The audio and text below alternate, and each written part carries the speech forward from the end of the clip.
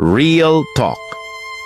Kahit matalino ka, ang unang-unang ang bibitaw sa'yo ay yung mga kamag-anak mo, yung mga natulungan mo.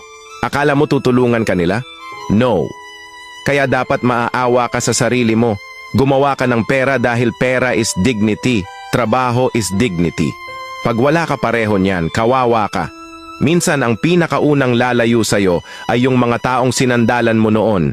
Akala mo, pag ikaw naman ang nangangailangan, nandyan sila. Pero hindi. Ang masakit pa, minsan sila pa yung unang huhusga sa'yo. Kaya huwag mong gawing insurance ang ibang tao.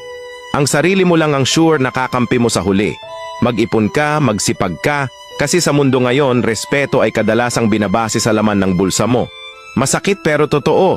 Kapag wala kang pera, madalas, wala ka ring boses. Pero hindi ibig sabihin nito na pera lang ang sukatan ng halaga mo. Kaya habang may chance ka, kumilos ka. Kasi sa dulo, sarili mo lang ang maaasahan mo.